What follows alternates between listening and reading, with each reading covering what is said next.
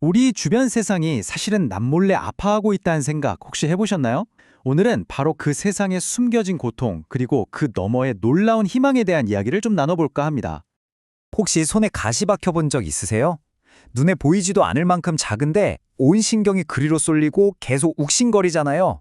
그 작지만 집요한 고통, 다들 아시죠? 자, 그런데요. 정말 놀라운 건 성경의 한 구절이 마치 우리 행성 전체가 바로 그 가시 박힌 것 같은 고통 속에서 신음하고 있다고 말한다는 점이에요. 아니, 세상이 신음한다니? 대체 이게 무슨 뜻일까요? 한번 제대로 파고들어 보죠. 여기서 말하는 피조물이라는 단어부터 확실히 짚고 넘어갈게요. 이건 그냥 막연한 개념이 아니고요. 성경에서는 특별히 사람을 제외한 모든 자연세계, 그러니까 동물, 식물, 땅, 하늘, 전부를 가리키는 말입니다. 그러니까 이 탄식이라는 게 그냥 시적인 표현이 아니라는 거죠. 보세요.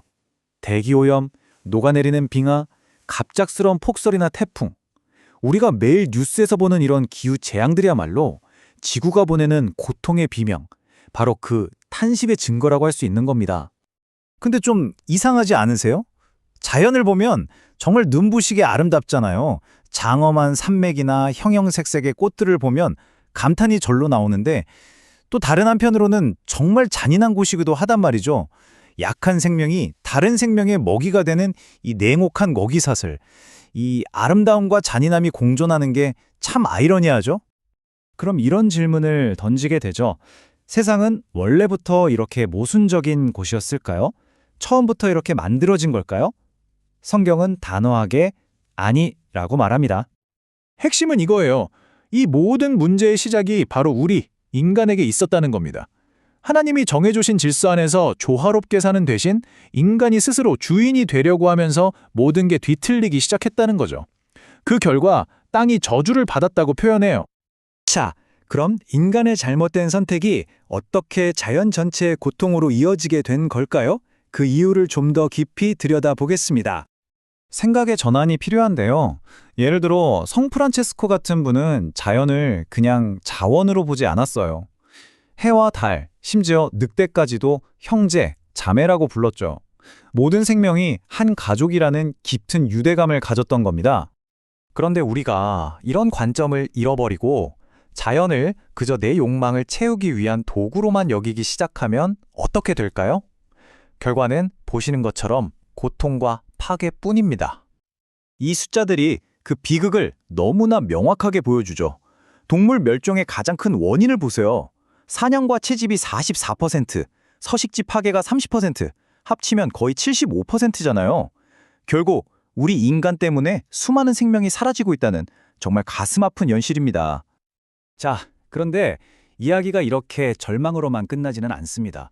이 고통스러운 탄식 속에서 사실 피조물은 무언가를 간절히 기다리고 있다고 해요. 그게 뭘까요? 성경은 이렇게 말합니다. 피조물이 간절히 기다리는 것은 바로 하나님의 아들들이 나타나는 것이라고요. 하나님의 아들들, 이게 누구를 말하는 걸까요? 바로 우리 사람들입니다. 피조물은 우리가 원래 창조된 모습, 즉 자연을 지배하고 착취하는 존재가 아니라 사랑으로 돌보고 지키는 청지기의 모습으로 회복되기를 애타게 기다리고 있다는 뜻입니다. 그러니까 핵심은 이거죠. 자연의 회복은 인간의 회복과 따로가 아니라는 겁니다. 우리가 먼저 바로 설 때 우리가 망가뜨렸던 이 세상도 비로소 회복될 수 있다는 희망의 메시지인 거예요. 자, 그런 가장 중요한 질문이 남았습니다. 피조물이 우리를 이렇게 기다리고 있다면 우리는 지금 무엇을 해야 할까요? 이게 그냥 남의 얘기가 아니라 바로 우리의 역할과 책임에 대한 질문인 거죠. 그 답은 생각보다 명확합니다. 딱 3단계예요. 첫째, 먼저 세상의 신음소리에 귀를 기울이고 그 고통을 인지하는 겁니다.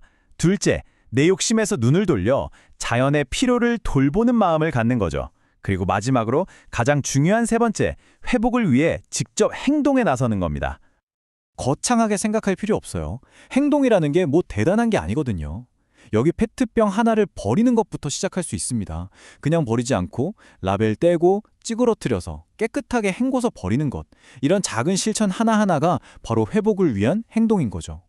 그리고 이런 작은 노력들이 정말로 세상을 바꿉니다. 보세요. 한때 멸종 위기까지 갔던 동물들이 사람들의 노력으로 다시 개체수를 회복하고 있잖아요. 불가능한 일이 아니라는 거예요. 우리의 작은 행동이 모이면 정말로 기적 같은 변화를 만들어낼 수 있습니다.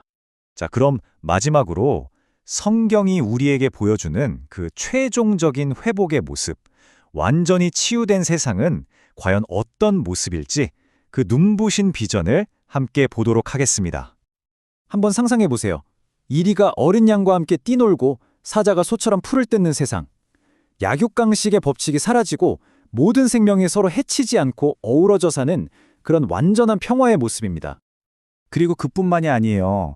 메마른 사막이 꽃을 피우고 광야가 기쁨으로 노래하는, 모든 땅이 하나님의 영광과 아름다움으로 가득 차는 그런 생명력 넘치는 세상의 모습이죠. 자, 이렇게 회복된 세상의 비전을 보고 나니 결국 이 질문이 우리 각자에게 돌아옵니다. 이 위대한 회복의 이야기 속에서 여러분은 어떤 역할을 하시겠습니까? 거창한 답을 찾을 필요는 없습니다. 그 시작은 오늘 여러분의 아주 작은 실천 하나가 될 수 있으니까요.